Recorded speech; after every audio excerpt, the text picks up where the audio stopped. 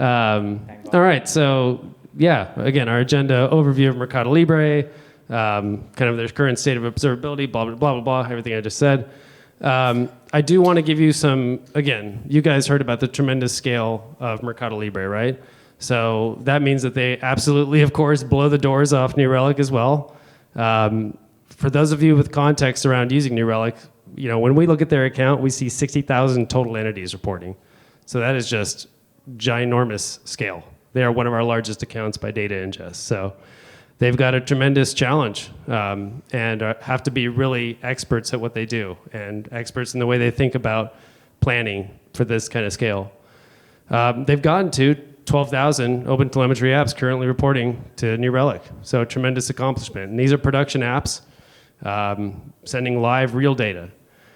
And again, they've got a tremendous user base. So when we look at New Relic, we see 4,300 people or more logging in on a monthly basis. So the observability team, it's their entire objective to roll out an OpenTelemetry to these folks, get them enabled, and we're going to walk you through that. But I don't think there's anyone better to explain where they are and a little bit of context around Mercado Libre than Juan. So Juan, would you mind walking us through Mercado Libre and a little bit of the tech scale you deal with? Sure. Well, first of all, thank you very much for being here with us.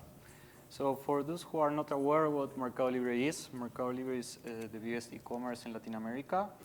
It provides, I'm sorry. Better now?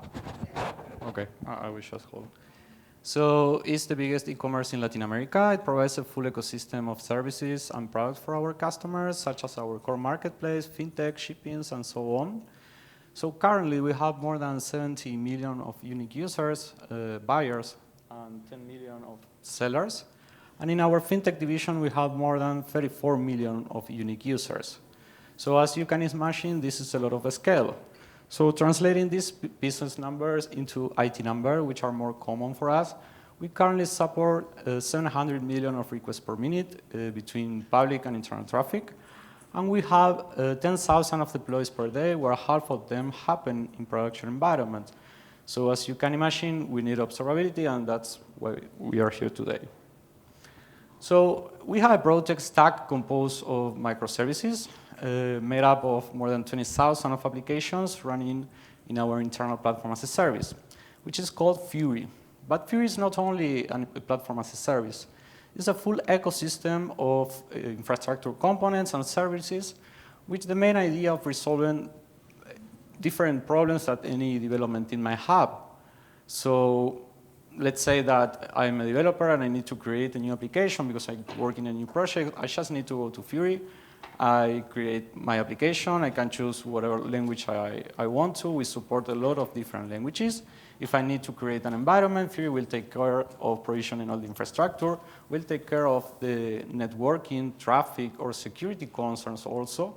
And if I need a relational database, a bucket of storage, or whatever service could be, Fury also will provide that out of the box, and all of that things will happen automatically. So that's the main idea there. So Fury is developed and maintained by different teams. All of these teams turn specialized knowledge into reusable building blocks. So the main idea there is that all of these teams are providing these different capabilities to our development teams, so to allow them to focus on resolving problems within their specific problem domain without taking care of these infrastructure issues. However, we promote an operate what you will strategy. This means that all of these teams are responsible for operating and supporting their applications. So, of course, observability is a core capability for them. But in a such larger and complex environment, tools are just not enough. We need to provide a consistent observability framework for all of them. And that's the reason why we decided to build an observability team. Great. So the platform team is really what's responsible for Fury. That's how you manage scale, and that's how you really provide solutions and tooling to all these developers that you have to support. Exactly. That's fantastic. So when the team was formed, it's you, Sebas, Ivan in the audience here, and some other folks. You went through kind of an initial assessment of observability at Mercado Libre. Can you tell us a little bit about that process and how it went and how it's going, some conclusions? Sure. Well, we built a team from scratch, so we needed to understand really deep how we used to observe our applications, which tools we have available, which needs were resolved, and which one don't. So we started this initial assessment and started to analyze each of these parts. So the outcome of this process was that we had a lot of opportunities to improve, and we can sum up them in 3 big groups. Starting out with telemetry data. In distributed environments, distributed tracing is really important to achieve a good troubleshooting process and understand what's going on there. And in order to understand how your application fit in a big workflow, maybe composed by tens or hundreds of applications. Another key factor is that we have different tools, each of them with different data formats or data protocols or agents, which was not only an operational headache for us, but also it didn't allow us to do, for example, correlation. It was really complex to do that analytics, and in most of the cases, we have like tool overlapping, which wasn't useful neither. So moving to the next group, which is governance, it's really easy to generate telemetry data, and it's really easy to have like big billings. But it's really difficult to understand how much value is that data generating for you. It's difficult to do forecasting, and it's difficult to understand how to improve that. So we needed to work around that in order to provide our FinOps teams good tools to orchestrate or govern this problem. And finally, we have the strategy and culture. As we didn't have like a standardized observability practice, every team find their own way to do observability, which in many cases was okay, but in others don't. And the resolution of difficult incidents rely on a specific knowledge of specific contributors rather than in the tools or the capabilities that we have available there. So we decided to build like an action plan for each of these groups. And for this talk, we are going to focus on tracing signal, but we wanted to resolve it for all the signal, not only for tracing. Great. That's, yeah, super interesting, everything you've touched on. I've seen Mercado Libre kind of work through each of these points, and the great thing about Mercado Libre is it's just a company that's grown a tremendous amount over the past 20 years. So these problems that come up are not things that are easy to tackle because, again, your business is growing so quickly. So you went through this process. As you said, you identified tracing as kind of the first target, and that led you to OpenTelemetry. Can you walk us through your thoughts around OpenTelemetry and how you evaluated strengths and weaknesses there? Sure. Well, we arrived then to OpenTelemetry. As most of you might know, OpenTelemetry is an observability framework composed by APIs, tools, SDKs, and software to help you to collect and generate telemetry data. Not for one signal, but for all of them. So we decided to start researching and decided to host like a discovery process around it. At that moment in time, OpenTelemetry was not that mature, so it was difficult to start. Documentations and resources were really scarce. However, it already had support from the CNCF, a lot of important contributors there, and there were really big companies supporting it. So we decided to move on to the next stage. We started doing like a kind of assessment of the specification, reviewing the code, reviewing the architecture, and also then move on to some POC. So there we try different rollout for the OpenTelemetry collector, starting doing automatic and manual instrumentation, reviewing the outcome. We also meet with different contributors from the community and exchange ideas with them. We also have the same opportunity with different customers, which were some step farther for us. So we exchanged with them some lessons learned and all that kind of things. And we decided to start hosting internal spaces within the company to exchange ideas about it, because it's something that you can't do on your own. You need a lot of commitment from all the development teams. So we needed to find really solid data to promote this initiative internally. So with all of this, we can move on to the next slide, which is analyze the strengths and weaknesses that we found. Starting with the strengths, we can say that the OpenTelemetry project is a vendor-agnostic implementation, which is really interesting. There are a lot of different competitors working together on this framework. Also, you have the availability to instrument once and start sending your telemetry data to as many backends as you want to. The OpenTelemetry collector architecture provides you a lot of tools and capabilities to manipulate and govern the information that you are generating. So it was like pretty interesting, all the strengths that the project has. So in addition to what Juan was saying, we also found some weaknesses to OpenTelemetry, or at least some things that raised a few concerns from our side, starting with component maturity. So at the time of this trade-off, now the picture is much different, but at the time of this trade-off analysis, most of the components hadn't reached general availability. So Traces was in beta, Metric was in an alpha stage, and Logs was just getting started. So that could eventually become a risk. Additionally, documentation was also in its early stages, so besides from the official documentation and the specification, maybe some articles on the web, there weren't so many other resources for us to lean on. Diving a little bit deeper, automatic instrumentation wasn't something that was fully available, only really for Java, which supports the Java agent, and you can basically set that up only with environment variables, right? This has as a consequence that an increased effort in case of a migration, because for every other language, we should do at least some form of manual code changes. The last thing is support. So by adopting an open source tool, we get all the well-known benefits from the open source community, but at the same time, we lose that quick support that comes with a commercial tool. Yeah, Wuhan and Sebas, thanks for putting this together, the trade-offs. I mean, I can tell you that working with a lot of different customers of your scale, this is pretty consistent when it comes to the pros and cons. I think what would be helpful is to understand, with keeping all the cons and pros in mind, how did you go about making the decision to actually implement OpenTelemetry? Got it. So after this trade-off analysis, well, we had to make a decision. Do we move forward with OpenTelemetry? Do we wait a few months and maybe try again later? So we didn't feel like this decision should be made only by ourselves.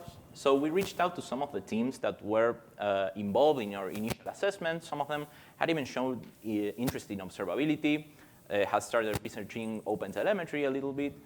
And we also reached out to some of our SRE teams. In Mercado Libre, we have a distributed SRE practice. We have many SRE teams. So we reached out to as many teams as we could.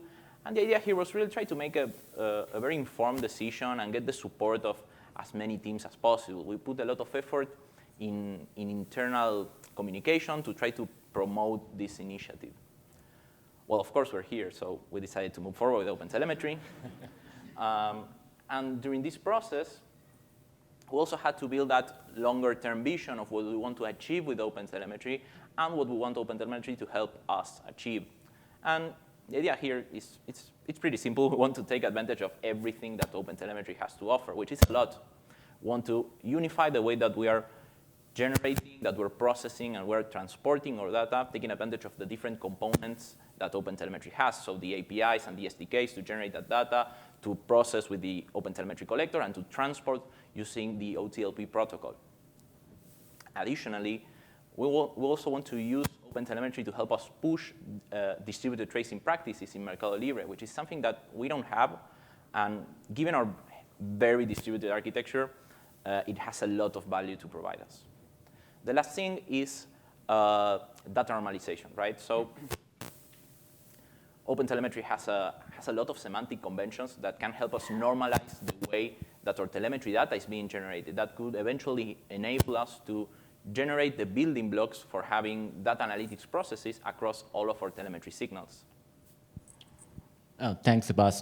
I think, looking at the scale of Mercado Libre, 20,000 applications, and the requests per minute, like touching close to 800 million, any technology implementation would be challenged, right? And now you add OpenTelemetry to that mix, which is still in early stages of its evolution. And back then, when you guys started, it was, like you mentioned, it was still pretty early and premature than what it is today. So what were some of the key challenges looking at, we're talking about observability at scale. So what were that key challenges to kind of, scale this OpenTelemetry to support the infrastructure that you guys have at Mercado? Cool. So I'm going to sum up a little bit so far. So up to this moment in time, we had created an observability team. done an internal assessment, started researching OpenTelemetry, decided to move forward. So it's now time to start looking into implementation, right?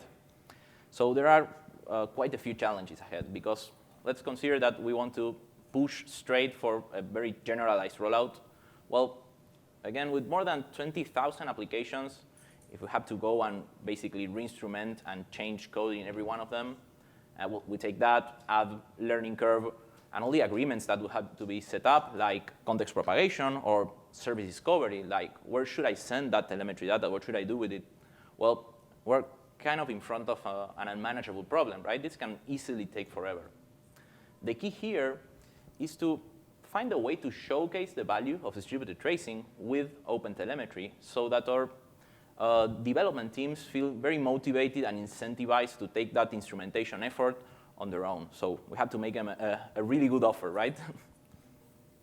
Now, let's consider a scenario where a single development team instruments their application with OpenTelemetry. So they will send that data to New Relic, and they will start getting all those nice spans from OTel's integration. It will all be good, but those spans will be isolated from the rest of the environment because they will be maybe the only application or one of the few very little applications that we would have instrumented with OpenTelemetry. And that doesn't really show us the characteristic value of distributed tracing, where we can see our spans with every other span from the ecosystem and connected in that same request flow, right? So to show the value of distributed tracing, we need a large enough number of applications instrumented. But again, to do that, we need to find a way to show the value of distributed tracing. So we're at a kind of a loop here, because to show the value, we need a large enough number of applications, and to do that, we need to show the value. So how do we get out of this loop? Well, we started looking into alternative paths, and the question we asked ourselves was, is there a way to get distributed tracing? A first version, it's an iterative process, but is there a way to do that and have that broadly deployed, but skipping that initial instrumentation effort? Well, to do that, we would have to dive a little bit deeper into how our Fury applications are architected. Yeah, no, I think next we should be double-clicking on the implementation side, and what would be interesting to learn is that what is the Mercado Libre's architecture looks like at a high level. Like you mentioned that, instrumenting app by app, 20,000 versus instrumentation at scale. So now let's look at what that architecture looks like. Okay, so as Juan already mentioned, Fury supports a very broad range of technologies. These are all basically then packaged into Docker images and deployed as Docker containers in virtual machines on the public cloud. So a Fury application is basically composed of a bunch of Fury virtual machines which are running the application container along with a few sidecars. These sidecars provide capabilities out of the box like traffic authentication and compliance, resource metrics, logging, and so on. So again, a Fury application is composed of many of these virtual machines. So how do we manage traffic across them? Well, for that, in Mercado Libre, we had what we call centralized traffic layers. These are basically API gateways. They are based on Envoy. Well, we're actually moving away from them towards more of a full service mesh model. But for now, most of our traffic goes through our traffic layers. So to understand how they work, let's consider an example, right? Let's say we want to enter Mercado Libre. We want to look at an item. So that request will go through the internet and eventually reach our front-end traffic layer. Our traffic layers are divided into multiple environments, whether they manage public or internal traffic, or if they manage front-end or back-end / API traffic. So our request will go through the front-end traffic layer and eventually reach one of our front-end microservices, the one that's in charge of serving that item's front-end. But that probably won't end up there because our front-end microservice will want to communicate with our items API, which is in charge of managing the life cycle of every item in Mercado Libre. To do that, we'll have to go through another traffic layer, which is the API traffic layer. So that will then forward the request to our backend microservice that in this case could be our items API. So the interesting thing about this is that if we look at it, the traffic layers are actually getting an idea or a picture on how services are interacting with each other. Because for every two applications to communicate, they will have to pass through one of the traffic layers. So as I mentioned, they are based on Envoy. Envoy has a tracing integration, so we could add an OpenTelemetry collector there to capture those traces and send them to New Relic and any other backend that we want to. Now, how will that trace look? So we'll be generating a span for every time the traffic layer forwards a request to one of its upstream services. So in this scenario, we will have one span for the communication with the front-end microservice and another one for the communication with the back-end microservice. And we will start getting all the nice data from the HTTP request, like status code, the path, all of that kind of stuff. So we have to consider something that is very important here, because if we were to look at the trace in New Relic, the resulting trace, we want to look at the entities that were generated.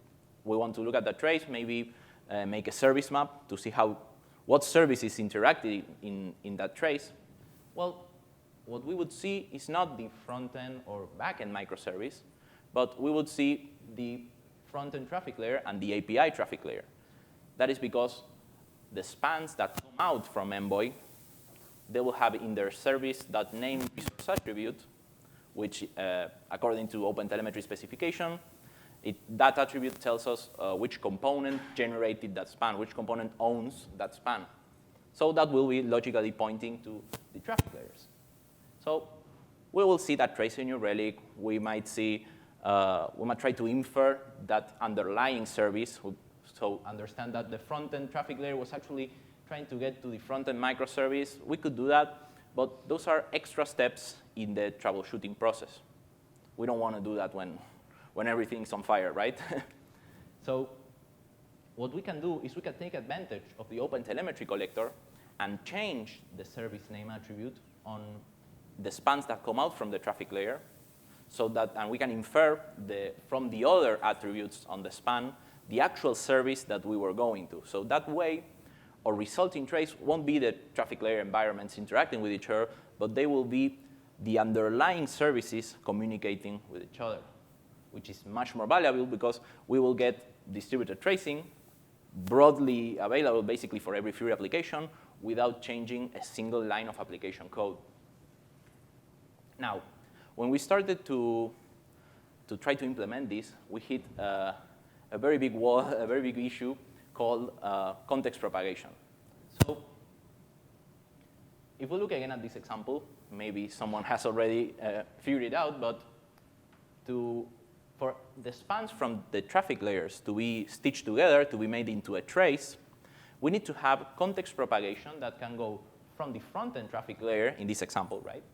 From the front-end traffic layer to the API traffic layer across the microservices. But if we can change how the microservices are made, how do we get context propagation? This won't work. We will have the spans won't be connected together, and this won't be useful.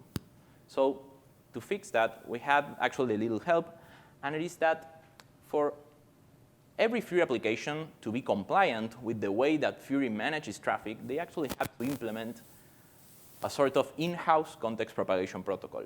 So let's see how that works. So as you might remember, I mentioned that one of the sidecars that runs in every Fury application is a traffic sidecar.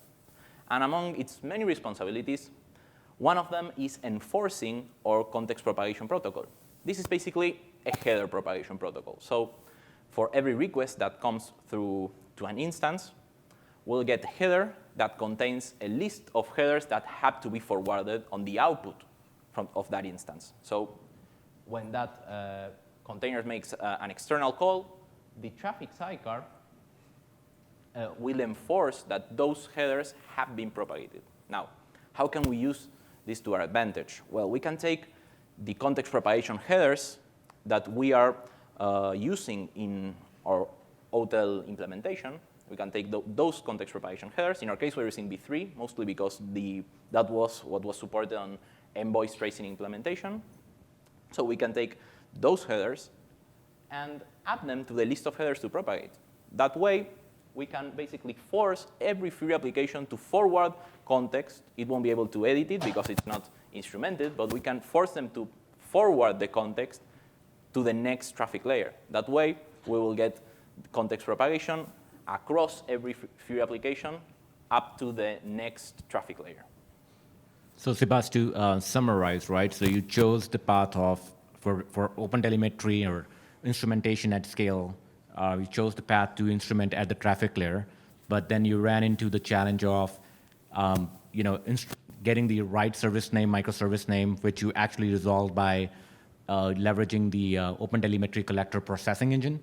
And then the second challenge was that to stitch the spans from the front-end traffic layer to the back-end, which kind of helped with this, the in-house protocol, context propagation protocol you had. Now, one thing that is also interesting while you're working with this propagation is, I think, sampling, right? So what would be interesting to, there's not a lot of guidance out there for OpenTelemetry that say this is the right way. There's head-based, there's tail-based, but then also how much to sample, right? So how did you go about answering or working through those limits for your sampling and which sampling technique you're going to use? Okay, so sampling, well, it's super critical, right? For every tracing implementation, we need to have some sort of sampling. On one hand, it's important because it will help us regulate our ingest cost. So how many spans are we sending to our backends? And at the same time, it helps us regulate the amount of pressure that we're putting on our computing resources. So if we were to sample every span that we're generating, the amount of CPU and memory that is required to generate those spans also increases, and our infrastructure cost increases as well. So sampling is super critical for every tracing implementation, regardless of the scale. More on the functional side, when we started to consider sampling, when we look at the kind of traces that we want to generate, right, those traces that show the underlying services communicating with each other, we want to ensure that those traces are as complete as possible, because let's say we decide on a single trace, we decide not to sample one span. So every other child span would become orphan, and we wouldn't understand where they fit on the overall trace. So having completeness of those traces is very important, especially for this kind of traces where it's super important to understand how those services are interacting. So we took all of that and added the time constraints that we had at the moment. And the idea that we wanted to start out with a very simple solution. Sampling can become very complex very quickly. So we wanted to start out with a simple solution at first.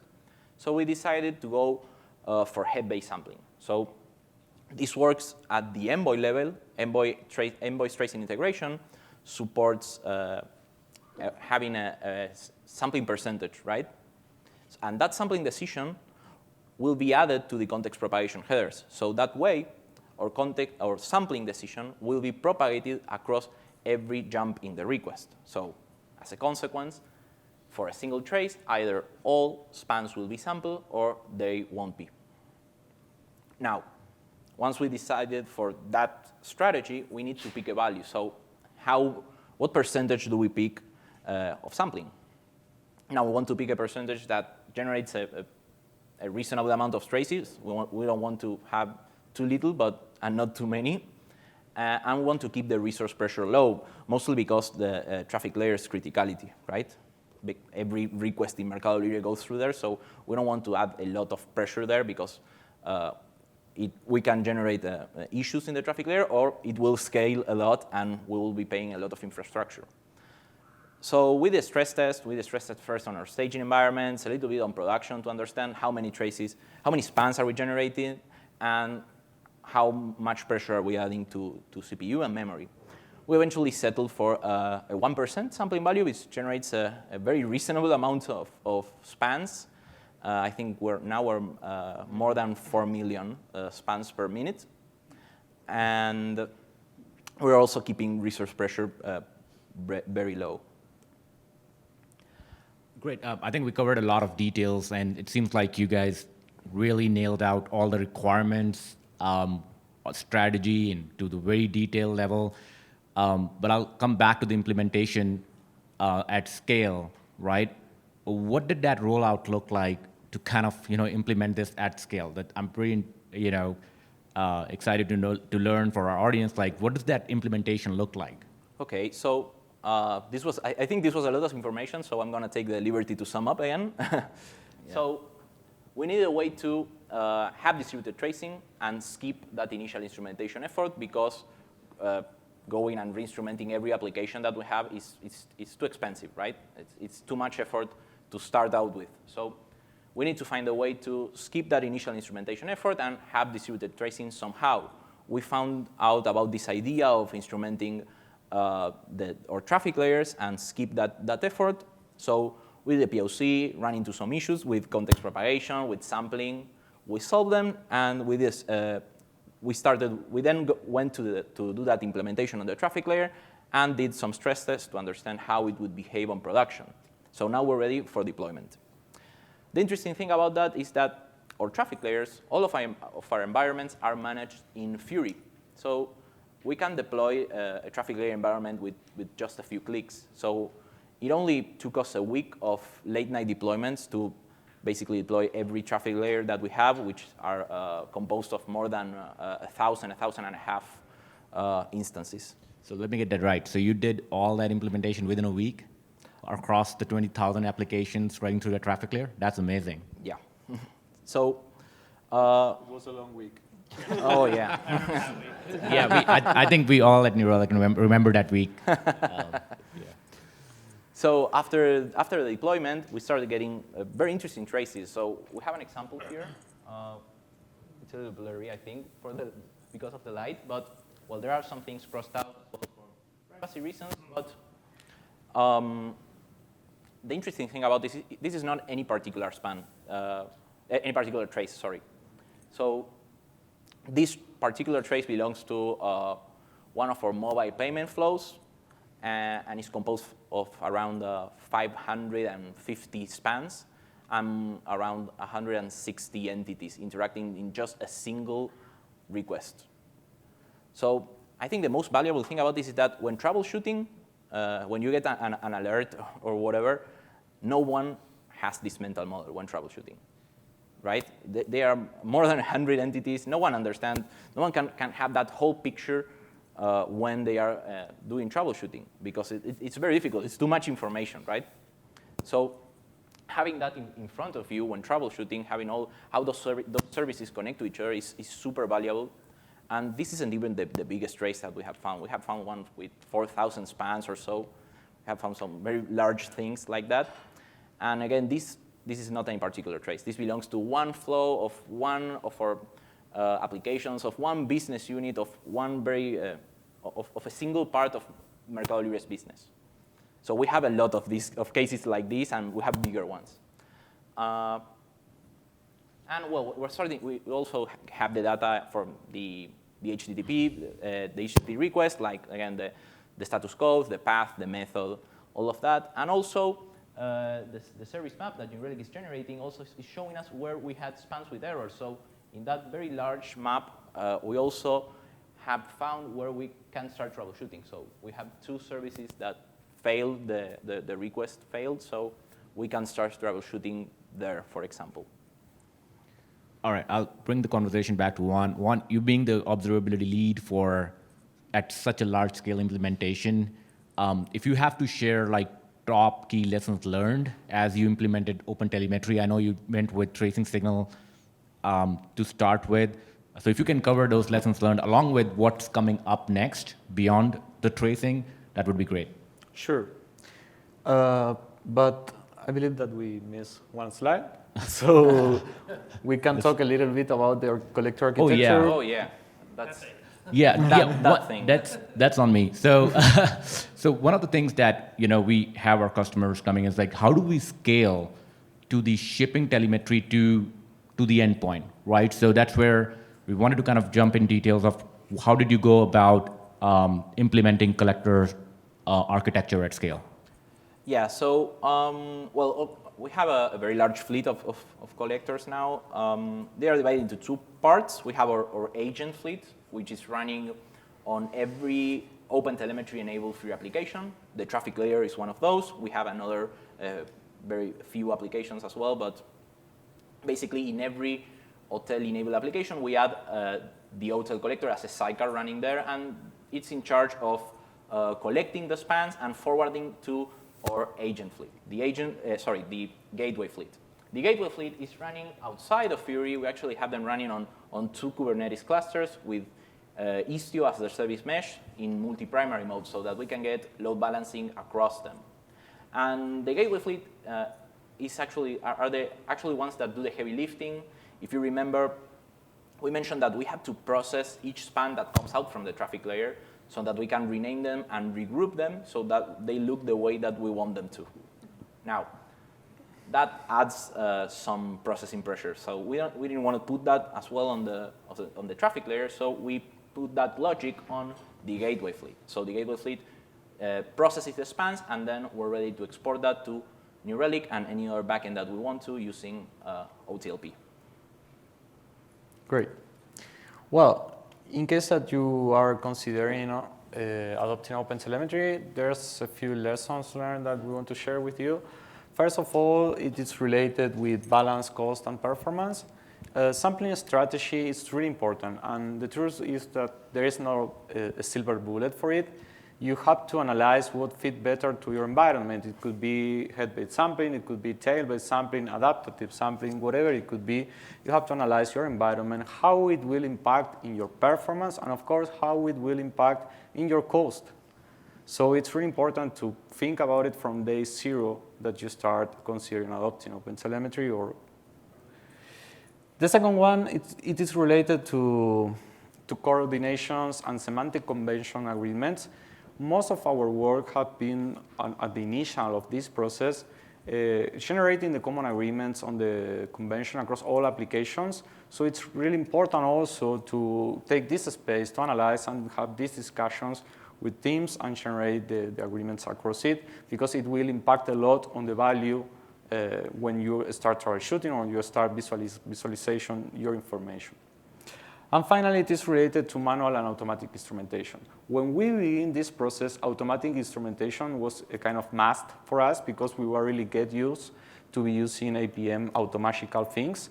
But during this process, we understood that the really important thing here is the context that you add to your telemetry data. It will help you a lot because otherwise it's just isolated data.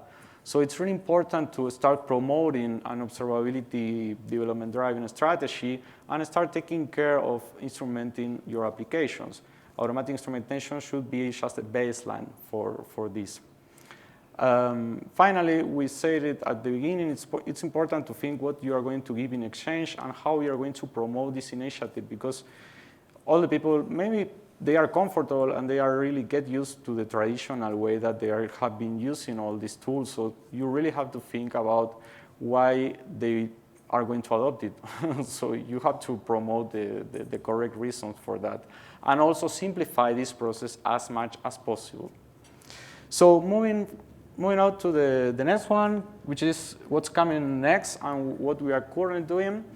We have been talking a lot about sampling. Head-based sampling worked really good for us at the early beginning of the project because it was really cost-effective in terms of the rollout and the cost effort of deploying it. However, we want to start having full fidelity of the information, and we want to make decisions at the end of the pipeline based on the source and based on the target, decide how we are going to sample. So we are moving to a tail-based sampling strategy. It's not like the final stage for us, but it's what is coming next, and we are pretty excited about it. There are a lot of challenges to resolve there. You have to analyze how you are going to be Trace ID aware and a lot of different challenges, so it's really cool. The next one is early adapter. This process is a really long-term project, and we can't wait to the end of the project to have feedback from our users. We need to have shorter feedback loops in order to understand how is the process for them, how they feel the onboarding, how they are experiencing also with the new Relic interface and experience. So we have started this early adopter program. The main idea here is we are moving to OpenTelemetry to different teams, so we can get feedback from them and also start using them as promoters of this initiative. Something that we have done here is to start instrumenting some of the internal toolkits and SDKs that we have available internally, so again, we can simplify the process. Next is related to data analytics. We have been talking about that also at the beginning. We have many ideas here, but we want to start exploring the data that we are generating, not only for observability, but also for other initiatives. For example, we are producing a lot of really interesting information or data from the host and the performance. So if we can use this data to, I don't know, maybe scale in a more efficient way, for example, or use resources in a more efficient way, this is really interesting. And at the same time, for the SRE or SRE team or different stakeholders, all the observability telemetry data that we are generating is really useful. So we are starting to explore different backends, different chances or possibilities that we have around there in order to start exploring it. Also, we have some ideas on, for example, building overlays about our traces, like trying to abstract the physical implementation and taking it more for a business model implementation. So we will discover that in the future too, and we hope to have some things to share with you. Finally, all of these talks have been centered on tracing. We are currently working on adopting OpenTelemetry for metrics too, so again, we hope to have news about that in the future. And this week, we have great news about the logs, right? So we expect to have news also from logs by the end of the year. So with all of this, thank you very much for being here. No. We're not letting you get off that Almost. easy, yeah. Why do you like New Relic so much? I forgot about that. Why work with New Relic on observability and OpenTelemetry specifically? Of course. Sorry, I was super anxious for the Q&A. When New Relic, since the early beginning of this project, New Relic brings us a lot of support. We met a lot of product teams. We met Erica, who's really committed to the OpenTelemetry community. And we also have been seeing a lot of effort to provide a similar experience using the OpenTelemetry services in New Relic, which again simplifies the adoption process. So with all of this, we feel really comfortable working together. Great, thank you. Thank you. Yeah, and there we're wrapping up. Going to jump into Q&A. So again, this is an open session, OpenTelemetry. It's a community-oriented project. We wanted to open it up so that anyone in the audience could ask questions. Go ahead. How are you monitoring your OpenTelemetry deployment itself? Like, we got the middle layer there before you send a New Relic. Are you using the data that's coming out of the collectors? Have you done any additional stuff there? Could you talk about that a little bit? We call it meta observability. Yeah, we're consuming, we have the infrastructure metrics from the Kubernetes clusters. And, well, as you mentioned, the collector itself has an open metrics endpoint, right? So the collector is actually ingesting its own metrics, and then we send that to our backends. Yeah. So we have infrastructure, and we have metrics about what the collector is doing. Yeah, we want to start using Pixie in order to also get telemetry data from there. We hasn't started yet, but we will in the early future. Yes. So I have the same kind of environment that we have a Kubernetes and microservices API, and we have a OTel connector over there which is sending data to the New Relic. So the challenge which we are facing is like it's more data is coming, so like the pricing is better like when it's a data thing. So let me repeat my things. So I have a same kind of environment, like we have a Kubernetes environment, and we have all microservices, APIs, Node.js and Java based. Mm-hmm. And we are collecting the data through the OTel and sending to the New Relic. The challenge which we are facing is like the filtering part. Like we have the configuration file where we are filtering it, but still we have lot of data going to the New Relic, which is impacting our, the license part, like you have to go like more than that or something. So do you face this kind of challenge, and like anything you have trying in your filtration area, or like any kind of suggestions which can be recommended? So you're filtering data for the ingest cost or for privacy reasons or ingest cost. So well, sampling there is it's the key, right? Sampling is. Yeah, I never used the sampling here, so that's like. Yeah, so sampling is I think it's should be the takeaway from that. So, something really interesting there, if you're, for example, using the tail-based sampling processor of OpenTelemetry, you can composite like decisions. Okay, if it has this tag, or if the status code is I don't know 500 or something like that, I want to take this percentage. If this 200 status code, I don't want that trace. Okay, so you're saying like we can define the limits. You can define the percentage, and you can define the conditions to make that decisions. Yeah, that will be tail-based sampling. For example, head-based, you had to do that before you generate the trace, right? So when you do that, you have a. It's mostly random because you don't know if you're the trace that you're going to send to New Relic is it will be a trace with an error, it will be a successful trace. You won't know what that is. That is one of the issues with head-based sampling. So the traces are mostly random. Statistically, you could get you could get something that's representative, right? But if you want something more complex, you should go with tail-based, but it has different issues to implement it. It's much more complex because, well. Yeah, I would also recommend for the tail-based sampling to look into our infinite tracing. It's just, just makes it easier for you to kind of go there more faster, if that's really what you're looking for.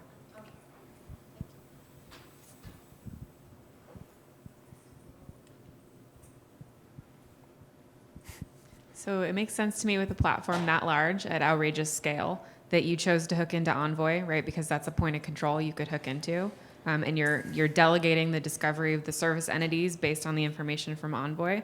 But as you roll this out across teams and you get them to use the OTel SDKs themselves, they're going to be producing their own service entities, right? Have you thought about how that mismatch is going to work and how you're going to solve it? You don't have to make that question. It's our boss today, and we don't have the answer. Okay. No, we don't have the answer. Yeah. I think in the future, we would like this implementation that we made on our centralized traffic layers to move to our traffic sidecars, which are closer to the applications. That way, we can also manage them. We have a control plane which manages all of our Envoy instances, and maybe we could turn off that once we have both Envoy instrumentation and the application instrumentation, we could disable one, for example. We could do a solution like that. But Right, work in 2 phases or something like that. Yeah, that's like longer term.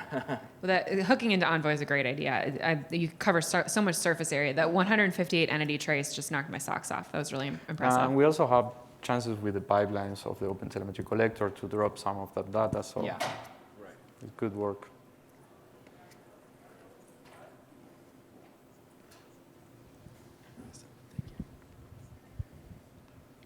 Just looking forward, you were mentioning that you're looking into the possibility of using the OpenTelemetry collector for metrics and logs. Do you imagine that deployment as a single standalone sidecar, or would you split that out into multiple services, or have you put any thought into that?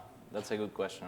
I think the one that's running in every instance, the agents, they should probably be one. It's the most logical because you don't have the consumption that for having, I don't know, 3 OTel collectors running there. So I think that we should have only one there.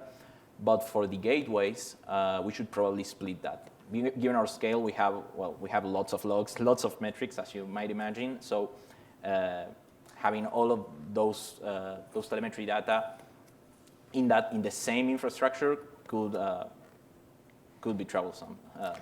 The main idea there is to share them for environment, use case, signal, and different type of decisions in order to reduce.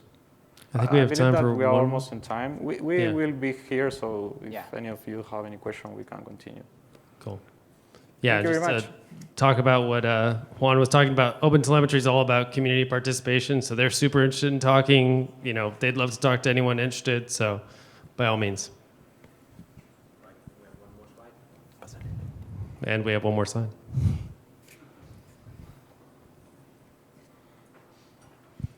Can we give these guys some energy? And thank you all for the great questions as well. Awesome session. Couple requests, you'll be out of here in 45 seconds. One is please open the app, go to this section, and give them feedback, right? They did a lot of work and they've come physically a long way, in addition to a long way in this journey, and their bosses in the room, so please be kind. Okay. The second is, as you can see up here, if you have technical questions, please feel free to stop them. You heard from Erica as well. We've got other people in the front in the booths. Please visit them. There's free training that's available online as well. You can scan the code here. I can give that to you after this session. You heard thanks for referring Juan to the exciting things that we're doing with logs as well. If any US-based customers want a free trial, please check that out. You can do 30 days. And finally, that's it. You're out. We've covered everything. Thank you very, very much. I don't want that thing anymore. I'm done, yeah. Thank you. Okay.